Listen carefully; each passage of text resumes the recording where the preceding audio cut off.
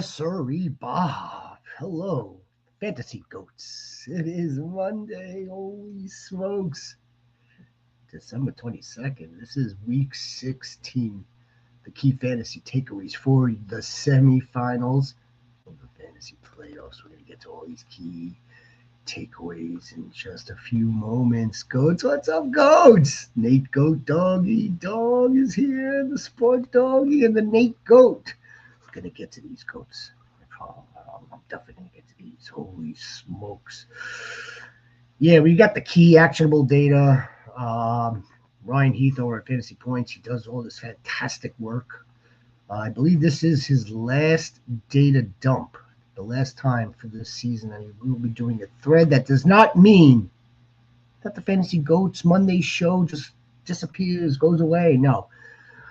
I'll have more details on that regarding what the schedule will look like come the finals of fantasy football, as in like week 17 on, after week 17 or week 18 on. Goats, what a slate.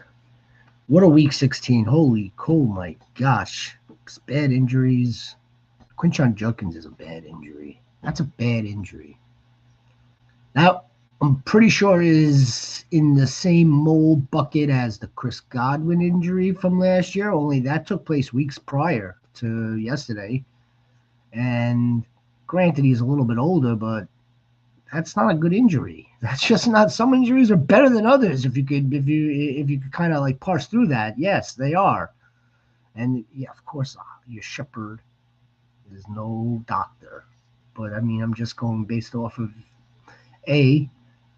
what the data tells us in terms of these timelines and the severities of these things, and B, my own body. Yes, I'm not a football player, but I mean, like, look, these guys are in prime athletic. They're machines. These athletes, elite athletes. But that's a bad injury for football. It's also in the same mold as Tony Pollard. Now, if you remember, Tony Pollard had the broken fibula. He broke that freaking thing. That was in a playoff game, if you could believe it or not. The Cowboys were in the playoffs that season, and he broke the ankle then. He did make it back the following season, week 1, but he was nowhere near the same. And he even said it midway through, maybe week 10, 11, 9, something like that. He even said, my foot is just getting back to normal. So yeah, the Quinshon Judkins injury is bad. Let's get that out of the way. Trevion Henderson in the concussion protocol. We know how these things go, 50-50. He can clear or he may not clear. I don't know how bad of I don't know how he's feeling today. That's something that no one knows until he goes through this week. Same thing for Jordan Love. J.J. McCarthy. We're right back to square one now with the Vikings. Right back to it. This dude's got 3 serious injuries. Well, three soft tissue injuries plus 1 concussion. 3. I believe it's 3. Yes, it's 3. Last year, the knee. This season, the sprain. Now a hand plus a concussion. That's great. Oh, he's still young, Nate Goat. Nate Goat. By the way, Goats, if you're new to this channel, if you're listening to us for the first time, please like us. Please like the video. Please subscribe to the Fantasy Coach channel. There's no off season. We are going to get to some key fantasy takeaways presented or constructed by Ryan Heath over at Fantasy Points. And of course, in between that, we're going to get to all your questions. I do want to start, though, with James Cooks. James motherfucking Cooks. Man, did he cook. He cooked in the same game that Judkins didn't cook. This guy's on his way to becoming a league winner for you if you have him. They're featuring him It's hard to stop him. They're blocking. They got a creative blocking scheme that's going on right now that is more or less working off of the strength of Josh Allen. And that's why James Cook is doing what he's able to do.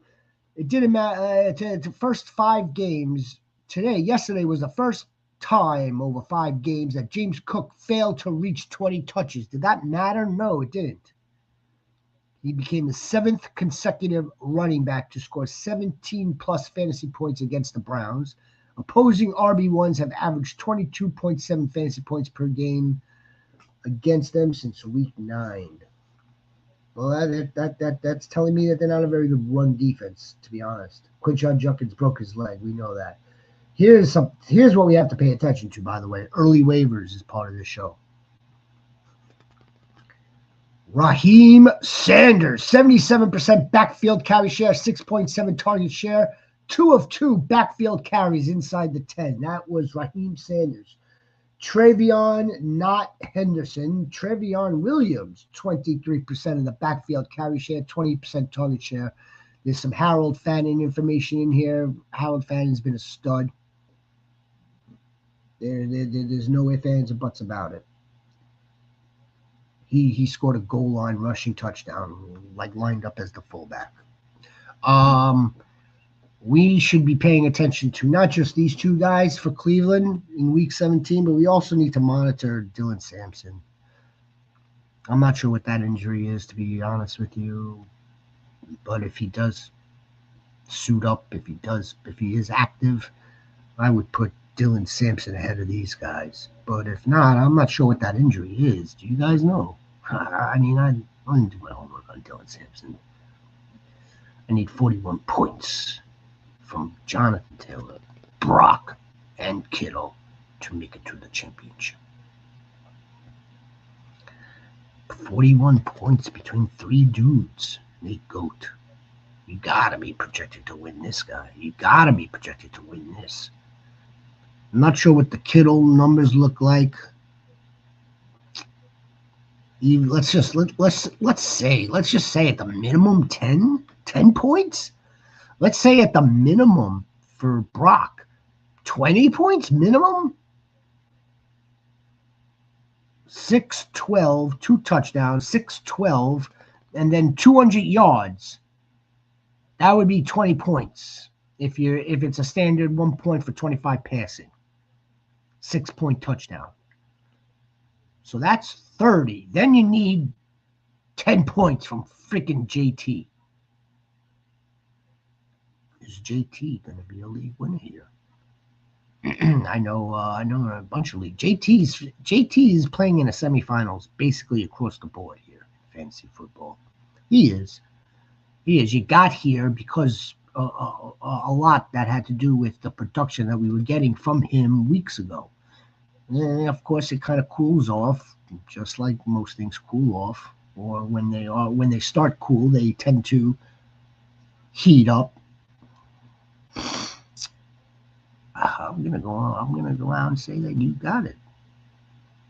I feel confident that if just these low floors, these low bars of 20, 10, and 10, then add some fractions here and there. Maybe it's 22 from Brock. Maybe it's 11 from JT.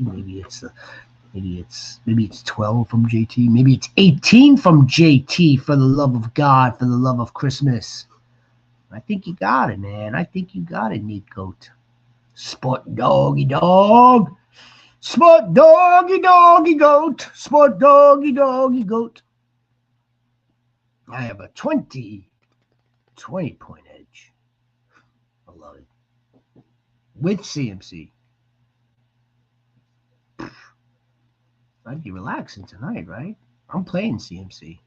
By the way, I got Brock Purdy going against CMC down in this contest. Not by much, but down. I have a 20-point edge going into tonight's game with CMC as my start. My opponent has Skittles. I do have an edge. But this could go either way. Nervous? It's not over. I win. I'm the champ. So this is your championship sport, doggy dog. Man, I hope you fucking bring it home. Hope you bring it home, sport doggy dog. You have the edge. Yeah. Look, if you're okay with second place, that's fine. I'm all right with that. If you played this game to the best of your abilities, if you had fun, you're in the game, you're in this matchup now, week 16. You know how many people are not playing in week 16? Probably like the majority of those that play are not playing. Only a few advance. And even fewer win the ship. I'd like to think that the goats that are here, I would like to think that the majority of the goats bring home the ship. That's what I would like to think. I believe that too. You've got CMC up 20. I don't see how this could go sideways for you. I don't. Even playing Kittle. See, that's a little bit different than when Nate's got all three. This is kind of like you look at that 20-point cushion. Sport doggy dogs. Sport doggy doggy goat. Sport doggy dog. You motherfucking doggy dog. I'm disappointed in my lineup. London, he didn't play. Yeah, well, look, it was. I guess we could probably chalk that up to him coming back, being out for X amount of games, 3-4 games. Want to get his weight underneath him. Get back on track with Kirk Cousins. I go out on a limb and say that he would have a better game next week. I'm up 13. I have JT. My opponent has CMC. Oh, man. There's so many of these. Daniel Goat. I'm up 13. You're up 13 points already. You've got Jonathan Taylor. You're playing CMC. What? You want me to roll with certain scenarios for you? And speculate and predict like that? I want to say this is going to be a close game. What's up, rugby baby? What's up, rugby goat? How are you, rugby baby, rugby goat? Daniel Goat, I want to say that this is going to be a close one. You're up 13, and I have JT. So let's say you're up 13, and JT is the first one to have the score before CMC does. Now you're up 19. So now it's a 19-point lead. But we're not talking about just like your average Joe Blows. We're talking about two of the best running backs in this game. As a matter of fact, on Thursday when we had our Outlook show, this was one of the featured bullets that we wanted to look out for, that we're paying attention for, this marquee running back matchup. Now, it's not like a marquee quarterback matchup, but we are seeing two of the best running backs in the game tonight. Here's the other thing that's a little definitely speculative, definitely conspiratory. Is that how you pronounce it? Who knows? Making up words. It wasn't Sutton's fault. I'll take 20 points any day. Still in 2 ships next week. It wasn't Sutton's fault. Are you gonna bow out over there in League 5 rugby goat? You gonna bow out? You played well, man. You played like an absolute goat. You played well. Fantasy Goats Invitational. I open it up to all of you guys. All of you. Just be on the lookout for information come next summer, early summer. It wasn't Sutton's fault. Sutton played again. Another good game. I think the Broncos really didn't take them seriously. They should have, but they didn't. RJ Harvey's a freaking stud. I'm up by 13 points. Here's the other thing that could help you, Daniel Goat. Let's not discount the fact that the Niners have clinched a playoff berth. Whether they choose to reduce the snaps, reduce CMC's overall plays, I don't know. I'm not sure they would do that now, week 16. That seems more of something to do week 18. I don't know if they would do that now. Plus, they're still playing for the division, so I don't think they would actually do that. But it's possible. They're going to the playoffs. They have a better than, I would say, 45. They have about a 40% chance, maybe a little less, maybe a little bit more, to actually win the division. So I would think that they want to just win this game. So I'm not sure if they would reduce CMC snaps. Brian Robinson's been doing good for them, though, also. So this is the narrative that I'm running through my head a little bit because I'm playing CMC. Maybe they reduce his snaps and his workload. He's also their best motherfucking player. He's also their best player. And JT is the Colts' best player. But you're up 13. It's going to be a close one. Isn't that why we're playing? This is why we're playing. We're playing for the adrenaline, for the rush. Right, Goats? For the motherfucking rush. There's a bunch of really good stuff in here. Rugby. Not Harold. Marion Hampton. Who's got a Marion Hampton here? Your Marion Hampton backfield over the last 3 weeks since he returned. 48%. Last week, 56%. Yesterday, 64%. 64%. Kamani Vidal did go down. That's another injury. Kamani Vidal, if he's out, whether they elevate again Haskins or whether they roll out somebody else, it doesn't matter. It's the Hampton show right now. It's wheels up, Marion Hampton. Even Ryan's like, okay, yeah, it's the Texans next week, but it doesn't matter. We're playing a Marion Hampton next week. Hopefully he gets it one way or another. He gets it in through the air or on the ground. The Texans did not impress me yesterday, sport doggy dog. Trone goat, baby. The Texans of all teams, they disappointed me. Their defense disappointed me. How the Raiders almost beat them. Ash and Genty smoked them. So, yeah, back to Marion Hampton. We're starting Marion Hampton. I'll let you Goats know how it went later this week. But I really have to thank you guys for your advice on start, sit, waiver pickups. This was solid. Sport doggy dog. Sport doggy dog. Sport doggy goat. Appreciate you, man. Appreciate you. We're here for you, man. We're here for you. Let me give you a salute to you. Appreciate you, sport doggy. I want you to have a happy holidays. Good luck tonight. You're most likely going to take it down. And we're here. We're here all 365 days a year. Right, Trone Goat, baby? Right, Trone Goat? What did you do last night? Pretty much nothing all year. Has to go off against me for over 22 points. Yeah, going into the game, he eclipsed 1,000 yards last week. Again, the quietest 1,000 yards, the quietest over 10 touchdowns. Yeah, I mean, I get it.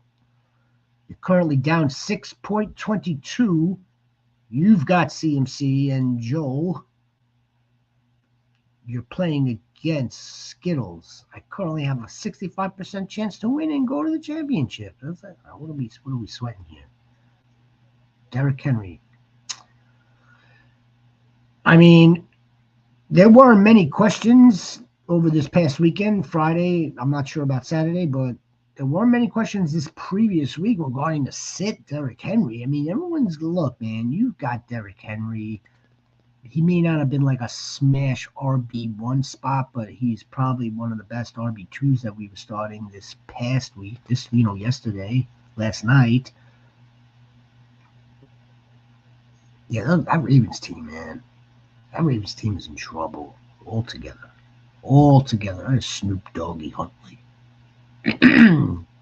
Snoop Doggy Dog. I'd rather have this sport. I'd rather have the sport Doggy Dog than Snoop Huntley. That seems to show that the Ravens are in trouble. Derrick Henry's not getting any younger. And Lamar Jackson, under a major regression season and injury, doesn't have really good weapons. He doesn't. Isaiah Likely's not going to want to stay on this team, or his camp isn't going to want to have him stay on this team. They already did, because they already signed Mark Andrews. I think Isaiah Likely will most likely be able to get a better payday somewhere else. That's my 2 cents here. Look at this Javonte. We got Javonte Slander, Malik Davis, Tron Goat. Not sure what to make of Javonte Williams' performance. Despite the full practice, he hit a season low 50% backfield carry share. I could tell this dude why it was reduced. They were getting dog walked, and they had nothing to play for. That the Cowboys are done. That's why it was reduced. That's what I'm thinking with CMC. Only in the opposite way. I think that he's going to play. Just not. I think he's not going to get his full complement of plays. I think they will see how the game is going. If they're out to a strong lead in the fourth quarter, I could see Brian Robinson running the game out. I can. If it's neutral, like if they're only up by like 3 or 7 points, or down by 3 or 7 points, somewhere in the fourth quarter, I'd probably see CMC still. I'd see CMC still on the field at that point. They'd want to go for the division. That's my prediction for what it's worth. Tron Goat, baby. We're going to the championship. Tron Goat, baby. That's right, motherfucker. We're going to the championship. Oh, yeah, the Gardner Minshew tore his ACL, and Isaiah Pacheco became the check-down merchant. Speaking of Tony Pollard, has now hit 100 rushing yards in each of his past 3 games. Fantastic. He'd have matched Tajay Spears' 2 carries inside the 10-yard line had his fourth quarter touchdown not been called back. Pollard has 6 of 10 such backfield carries since week 7. They'll probably rank as low as RB2. Yeah. It's great. Chase Brown, ladies and gentlemen, boys and girls and goats. Chase Brown had a game. What a game. All in the red zone. In the air. What a fantastic game. The backfield carry shares since Samaje returned over the past 4 weeks, 52 to 67, back down to 48%, and then back to 52%. About 52% splitting carries. Yet, Chase Brown leads the Bengals in red zone targets and fantasy points per game, 22.9 over this span, over the last 4 games. And they're playing the Cardinals. Wheels mother loving up. Chase Brown, Fantasy Goats. Chase Brown coming through late when it matters most. I just hope he's on some of your rosters. I believe he's on the Quincy Goats roster. Right? Yeah, I think he's on that championship team. Quinn Ewers, ladies and gentlemen, boys and girls and goats. Quinn Ewers. 260 yards in the air. Fantastic. He did better than Tua in terms of passing yards. Great. Devon Achane, look, again, something else that we were looking out for this past Thursday's Outlook show. How will Devon Achane perform with without Tua. Because last year it was just like wonky. And he did it. Delani Chain came through for us. Not the one of the most fantastic performances. Not one of the slam dunk home runs, knock it out of the ballpark, but he definitely went over 10 points. It was close to like 15, 16, something like that, I believe. And he did well. He did. He got there for us. Chris Olave is shaping out to be a potential league winner. Chris Olave commanded his second highest target share. That's 32%. That's high. And his highest target total, 16 targets on the season. It resulted in season highs in receiving yards, 148, and a 39.8 fantasy game. Chris Olave, ladies and gentlemen. Look what happens when you don't miss time. Last season, it's been concussions, and the season before that as well. See what happens when you don't miss games and add no Derek Carr. You get an absolute stud at wide receiver from Ohio State. That's what you get. And Taysom Hill did operate as the Saints' primary back. Taysom mother-loving Hill. 55% backfield carries, 12% target share. That's 14.8 weighted opportunity. 15th most among running backs this week. Taysom Hill. Now, something that we should mention, I think, regarding Taysom Hill and the usage yesterday. There was like something that I heard regarding he like sent a message out, a tweet. I don't know if it was a tweet, an Instagram post. He sent something out to his fans, blah blah blah, thanking them. Him and his wife were grateful. Now it wasn't like it didn't say this is our final game here in New Orleans or something like that. But he kind of like, if you were reading between the lines, it kind of like sounded as though he wasn't sure what the next chapter was going to look like, whether he was going to be playing next season or not. That's the way he was like made to come across as. Like, why are you thanking people week 16 unless you're not, like, he's not sure what this is going to look like next year, blah blah. With that, the Saints and what's his name, Kellen Moore, made a concerted effort to actually put him on the field more and give him more usage. With that in mind, and that I think this is like Colin Cowherd may have like been commentating on this yesterday in his podcast, or maybe this was FFT's podcast. I listened to both of those on Sundays. FFT I listened to all week, but Colin Cowherd's reaction show I listened to. Him and John Middlecoff are very good when it comes to talking about the game, the teams, not the game. Well, Middlecoff is good about the game.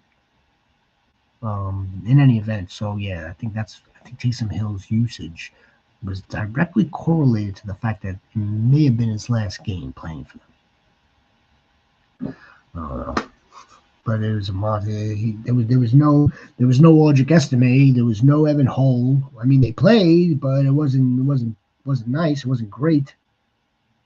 Aaron Jones and Jordan Mason were injured in yesterday's game against the Giants. Aaron Jones' injury doesn't appear to be that serious, but then again, he is 30 and he does have injury history, ultimately commanding 81% of the backfield carries against the Giants and a 13% target share, which was fourth most amongst running backs. Jordan Mason did not return, so Aaron Jones would be I would think he'd be an absolute stud start if there's no Jordan Mason playing against, I believe, Jennings or Bourne. The Bourne identity. I would go with Juwan Jennings. Juwan Jennings is the start, my friend, my goat. Buccaneers. It's Jennings. Although without Ricky, I bet you Kendrick Bourne does see a little uptick Snaps, a little uptick in targets, but Jawan Jennings is their wide receiver one. And then it'll be Kittles, and then it's CMC. So yeah, I wouldn't want to get sneaky here. I would go with Jawan Jennings. Buccaneers sold. Yeah, Buccaneers, man. Well, you don't want the Buccaneers, Nate Goat. Buccaneers. Buccaneers got some quote unquote soul searching to do. They do. They'll most likely still win the damn thing. They gotta play the Panthers last week of the season anyway. I get that. Look, he's a Hall of Famer. He's a Super Bowl champ. I wouldn't be surprised if he comes back next season. That wouldn't surprise me. He's going to get injured again next season. Wouldn't surprise me. Michael B. Go, baby. Yeah, I like Evans. No one dislikes Mike Evans. I like Evans. He wasn't really, he was fantasy, he wasn't fantasy relevant for us this year at all. And I don't know what's going to happen with, well, Baker has to do some soul searching this offseason, figure out why he didn't play as good. Why did he look like a deer in the headlights sometimes? And why is he out of pocket? Why is he running all over the place? Why wasn't he accurate? Like all these questions, they're going to have to try to figure out.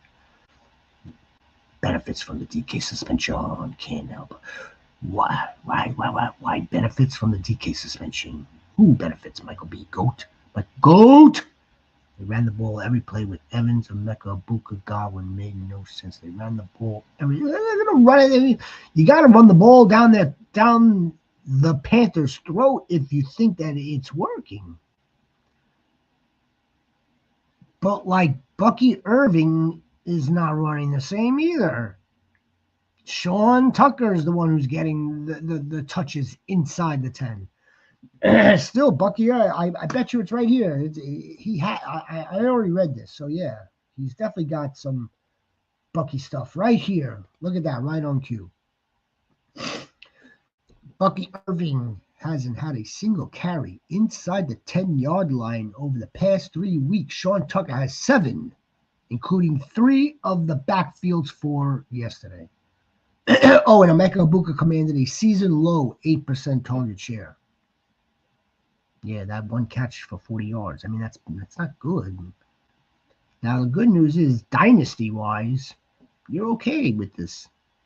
With dynasty, you're all right having Emeka Buka. And it was great having Emeka Buka in the first half of the season when he was the wide receiver on the field without Godwin and Evans. Now you got Baker. He's struggling. Who's he going to look to? Who's he going to? It's going to Mike Evans. Who's he looking to? Who's he going to? Last week, it's a beautiful route. Beautiful in and out from Chris Godwin in the end zone.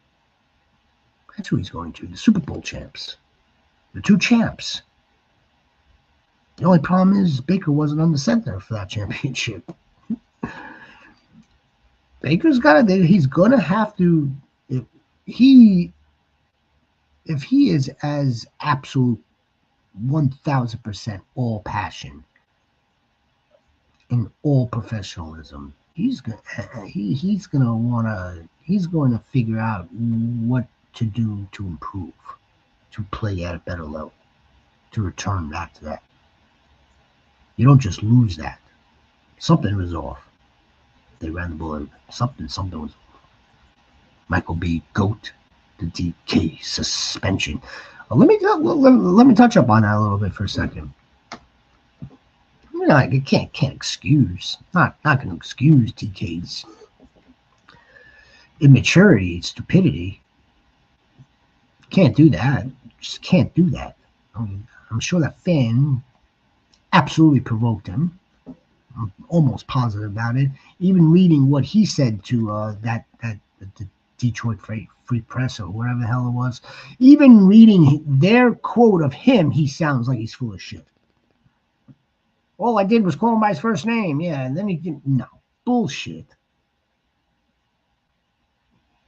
You can't do that. You cannot do that, though. You can't pull him by his like fucking clown hair.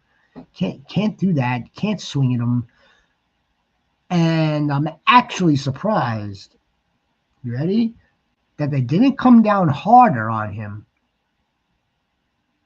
and they just would have carried it over into the 2026 season. I'm surprised it's just a 2-game suspension just to have it get done now, final 2 games of the season. I'm surprised they didn't give him a 4 to 6 to run concurrent of 2026. But whatever. It's not like he's not doing that much for the Steelers anyway with Kenny Gainwell and the rest and the band of tight ends, right? He's not really doing that much. I hope Allen's foot doesn't affect him. I need a big game, and you can't start Rico or Bucky. They are done. Michael B. Goat, the Goat, the Michael B. Goat, and the Goat. Allen's foot is fine. Absolutely fine. He played that entire game. Can't start Rico or Bucky. They are done. I don't know. I don't know if I want to. I don't want to close the door. I don't want to shut it closed on Rico or Bucky yet. Not yet. What I would say though, if there are better options to consider, then maybe we move off of Rico or Bucky. But having Bucky Irving as a flex option, that can't be that bad.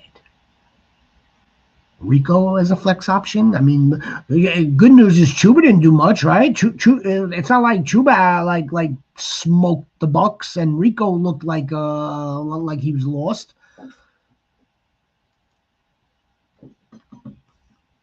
But I would defer back to: do we have better options?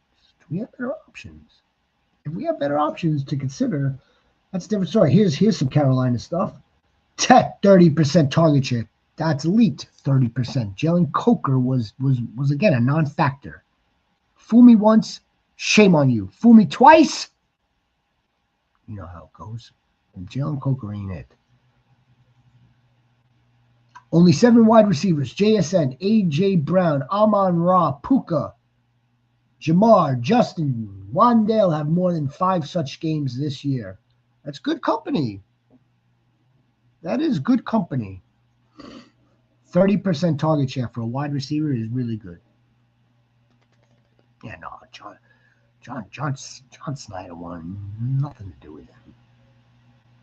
He wanted nothing to do with him. He wanted nothing to do with Russ. He wanted nothing to do with Pete Carroll. This is a new team altogether. Like, get lost, DK. You're not doing it for us, diva. I don't want no divas. I want JSN. I don't want a diva. Peter Parker had a game, man. One of our waiver darlings from weeks ago. Peter Parker led the Jaguars in receiving yards, 145 against the Broncos. See, I was worried. Worried is a strong word. The shepherd doesn't worry. I was concerned that Jacoby Myers was going to have this type of game against a good Broncos defense. It was Peter Parker.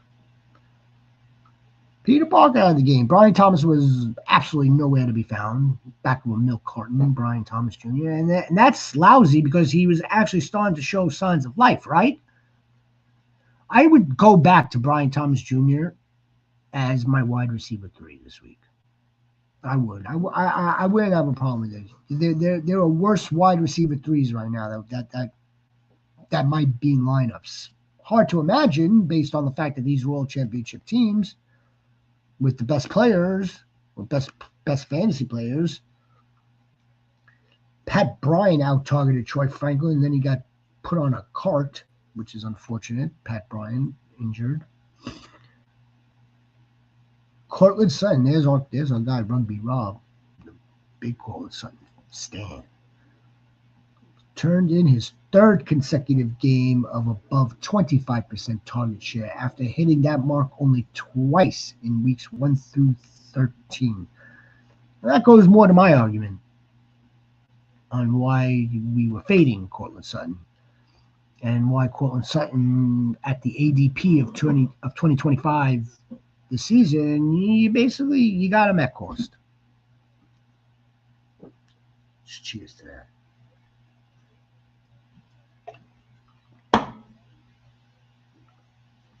Here's that Ashton Genty, man.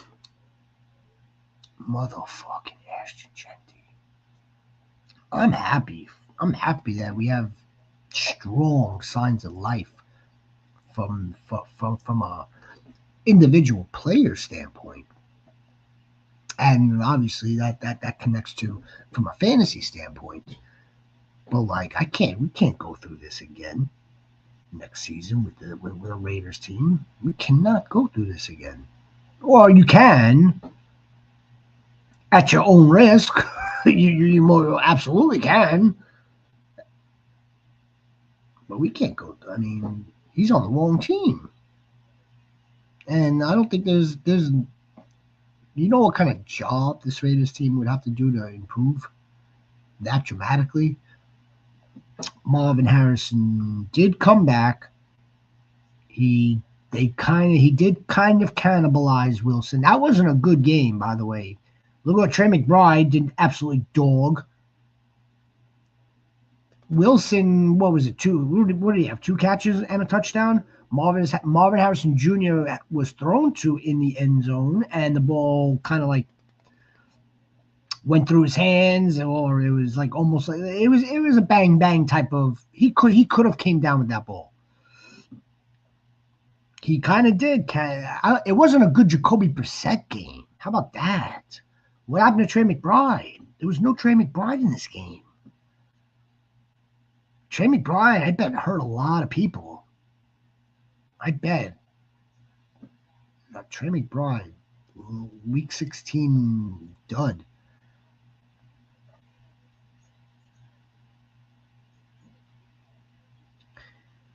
I mean, how could I present this to you in a way that it doesn't take away from Michael Wilson's performance and production on the field this season versus Marvin Harrison Jr. being he's at least 2 tiers higher of caliber, higher caliber wide receiver than Michael Wilson. And I know it's not just the name. It's also where he went to school, who he was studying with, the pedigree of playing in a championship. And it's basically it's a wide receiver factory where he went to school. And let's mix in the fact that his father is a Hall of Fame wide receiver. Marvin Harrison is just at least a cut above Michael Wilson in terms of talent.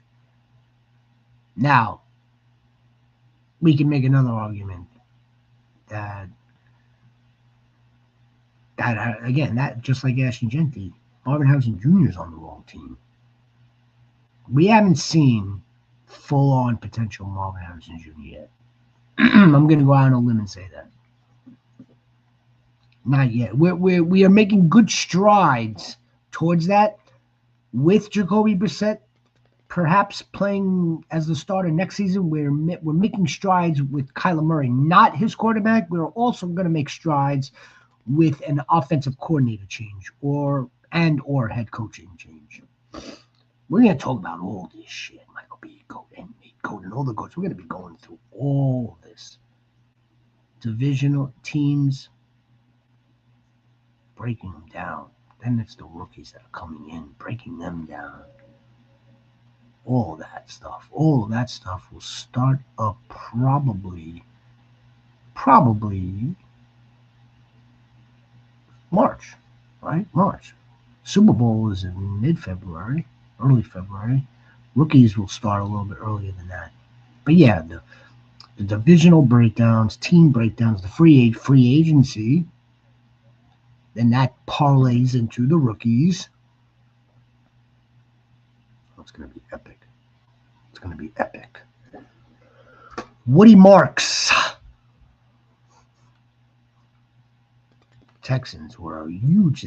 I mean, it's hard to be disappointed in a team, and they won the game. It's hard.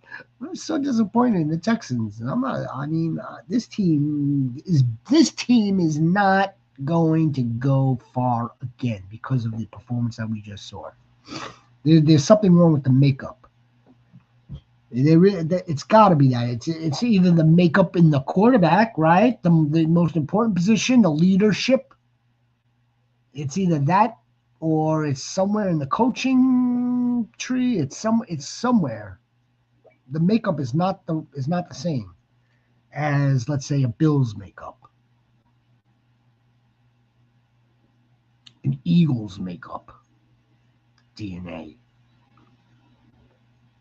Woody Marks, Jahar Jordan again led the Texans, including receiving the first attempt over Nick Chubb. 68% backfield carry, 14.3% target share, 14.8 weighted opportunity.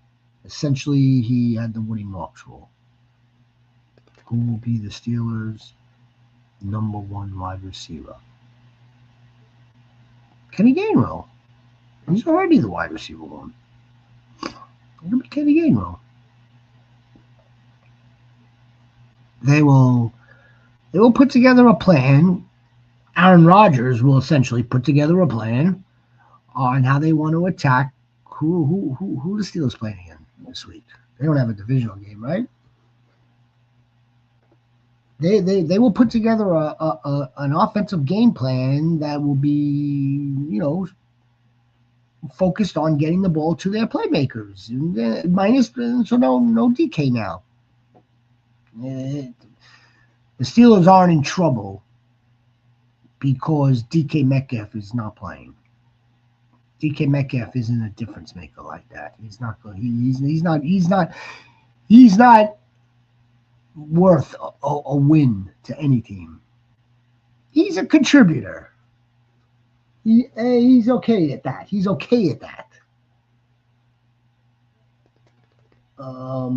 Scores. Who the hell are the Steelers playing next week? We will find out right now. Right here. Right now.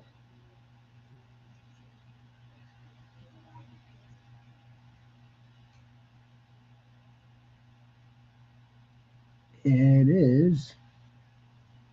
Oh no, that was just. Come on, man. Week 17, right? Week 17. Don't give me this nonsense.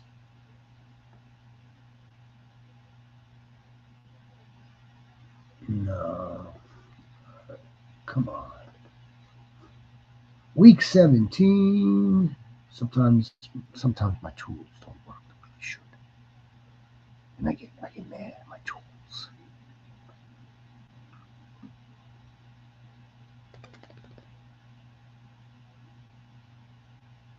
The Browns playing the Browns. They're playing the Browns in Cleveland outdoors. Weather won't affect this game. This is going to be a ground pound. Rodgers will pick his spots with, again, Kenny Gainwell, all intermediate, short area stuff. Maybe he'll try to get the ball to like Calvin Austin. Maybe he'll try to get the ball to Roman Wilson. He'll get the ball to his tight ends. They're not worried about DK Metcalf. Yep, they're not worried about that. And the Cleveland Browns now, like damn near offensively inept. Okay, with like they're running on their third string running backs, third string quarterback, a really good tight end. This isn't the best game for Shador. Their defense is very, very good, but still susceptible. Susceptible is the right word, I would say. And James Cook. Look at what James Cook just did to the Browns. The Steelers are just going to pound the hell out of them. Pound the hell out of them on the ground and through the air, too. They're running backs. Look at what the Lions, who were like third against the rush, third to opposing running backs yesterday. Jalen Warren smoked them. Smoked the Lions. So this Steelers team, if their offensive line is playing the same way, they're going to do the same damn thing to the Browns. Rodgers throw 1 touchdown, maybe 2. It's all right. If they win 17-10, they won. Kenny Gainwell is a start. Wheels up, Kenny Gainwell. Nate Goat, Michael B, all my goats, listening to the channel, listening to the stream. Kenny Gainwell, almost a damn league winner. It's amazing to me. It's amazing. Absolutely amazing. Kenny Gainwell. Jalen Warren played well too. 140 yards, 2 touchdowns. How do I know this? Without even looking, he's in my flex. Second flex. Down 7. Brock Purdy, my QB2. Playing. Dun dun dun dun. CMC. Dun dun dun dun. I had CMC in another league myself. That team got killed with injury. Fucking killed. Wide receiver after wide receiver after wide receiver. You can only sustain so much. Just like the real teams. There's just so much depth that you have until until the talent starts to thin out. You're losing starter, fine. You can replace a starter with a backup. You lose that backup. Now we're talking about the third guy. If the third guy was so freaking good, why isn't he starting? You just ask yourself that question. If that player was so good, or he had more talent, however you measure talent, that's a whole different argument. Then that person would be starting or could start somewhere else. And I'm right now, what am I thinking of? I'm thinking of the Chargers offensive line. You got to have really unbelievable depth. If you're going to lose 2 guys on your offensive line to have their backups in place and not to miss a beat, it's very good coaching or very good roster, very good depth. That's what that is. And there's a lot of teams that can't withstand that. They can't sustain it. They cannot sustain it. And then God forbid God forbid the injury occurs at the quarterback position. And then you're in trouble. Not every team has a Malik Willis that could navigate a game for you and almost win it. No, most teams have a Mason Rudolph, who's beatable, who throws the ball to the wrong team. Most teams, or it's Jameis Winston who throws the ball to the other team. Can't throw the ball to the other team. All right, goats. 720, 725. Again, I want to appreciate all you guys. Appreciate my goats. Nate Goat, Michael B. Goat, Tron Goat, Quincy Goat, all the goats. All the goats will be out. We'll be back in full force tomorrow. Normal time tomorrow. Tuesday, waivers. You want to call it waivers, or you call it waivers. I don't know who the hell we're wavering. I may add this guy on the Texans just to make sure that my opponent doesn't. I may go add the guy in Cleveland just to make sure my opponent doesn't. Other than that, it's all dependent on your rosters. Who's out there? Not to start, just to add. We'll do that as we normally do tomorrow night, 8 o'clock. Wednesday, though. Wednesday special time. 5:30ish. 5 o'clock. 5 o'clock. Championship starts it. Will be Wednesday. We're off on Thursday, obviously. And then we'll be back on Friday. All right, Goats. Appreciate you. See you tomorrow.